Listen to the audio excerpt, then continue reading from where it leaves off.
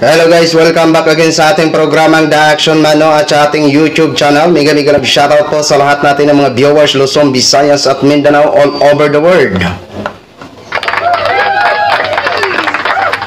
So ito ho mga ka-action, mga kakamping, no, atin po ito pag-usapan ang pagbabanta, no, pagbabanta ni Vice President Sara Duterte dito kay Pangulong Bongbong Marcos at kay First Lady Araneta. Bakit naman pati si First Lady nadadamay pa?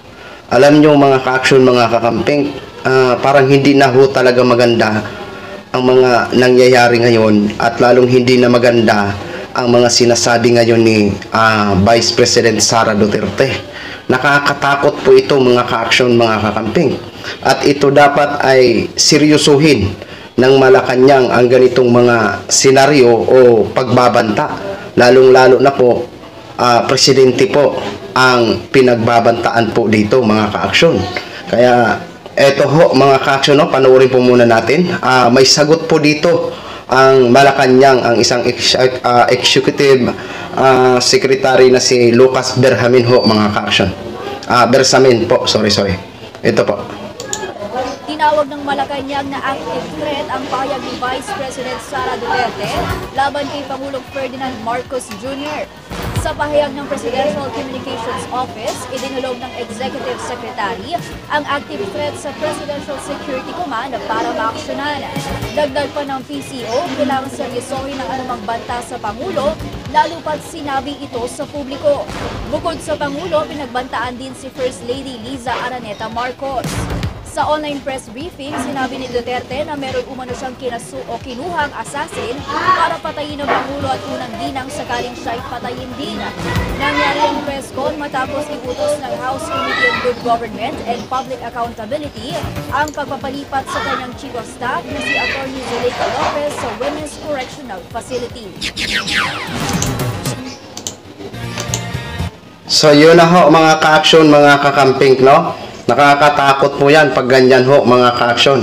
Hindi na po yan, hindi na po natin masasabi na biro-biro ho yan mga ka-action, lalong-lalo na po, alam naman natin kung gaano nagagalit o nagwawala si Vice President Sara Duterte dahil nga po sa nangyari sa kanyang staff na cited in contempt sa House of Representatives.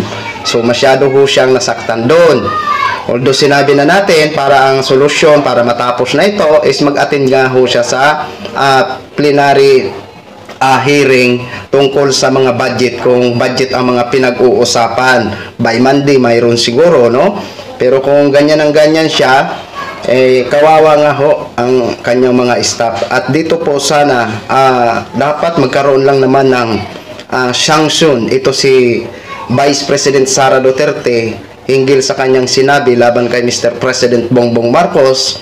Lalong-lalo ho, hindi po ordinaryo ang nagsasalita. Vice Presidente po ng Pilipinas. 'Di ba? Nakakatakot po 'yan na binabantaan na si Mr. President Bongbong Marcos. 'Di ba? Kasi ibang-iba ho ang kilos o galaw o pananalita ni Vice President ngayon. Naiintindihan natin minsan si dating Pangulong Duterte kasi kung nagsasalita siya, kalaunan binabawi niya po, 'di ba? At tumatawa. Pero dito kay Vice President Sara, halatang-halata ho natin na parang seryoso siya o napipikon ho siya mga ka-action. Yun po yung mga analysis ko sa galaw ni Vice President Sara Duterte ngayon, 'di ba? Kaya kailangan ho talaga seryosohin po ito ng Malacanang, no? Kasi kung tungkol sa kanya, wala naman tayong nababalitaan na may mga threat sa kanya, 'di ba? Malaya naman siya kung saan pumupunta, ng mga event na kanyang dinadaluhan, gaya ng mga Thanksgiving satellite Thanksgiving, 'di ba? Nakikita ho natin. Pero dito ho mga ka-action, nakakatakot itong mga sinasabi niya laban kay Mr. President Bongbong Marcos, 'di ba? Nakakatakot po ito, kaya dapat mabigyan lang naman ito ng sanksyon o ano ba ang magiging action. Kasi hindi po ito siya ordinaryong tao.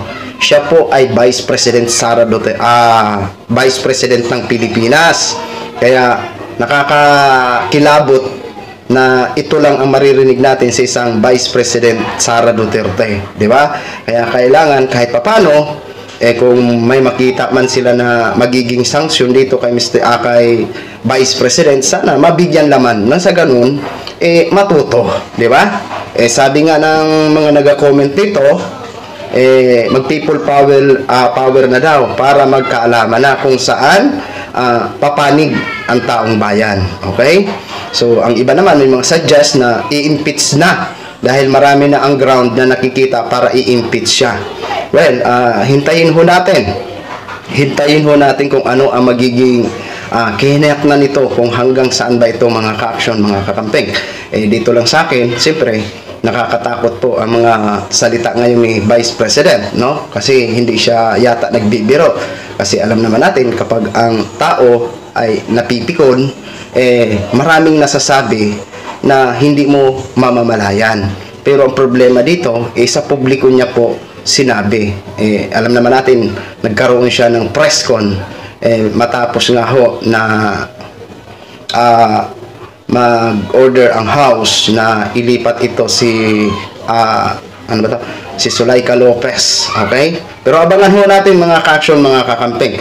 Basta magdasal lang ho tayo na sana maging okay ho ang lahat, 'di ba? At sana maaksyonan po ito. Huwag po sana nilang papalagpasin ito ang mga sinasabi ni Vice President Sara Duterte, kasi ibang-iba po ito mga ka-action. So yun lang po, no? Maraming salamat po sa ating mga viewers Luzon, Visayas at Mindanao all over the world. Ako po ang inyong lingkod, si The Action Man. Have a good day, everyone. Beautiful.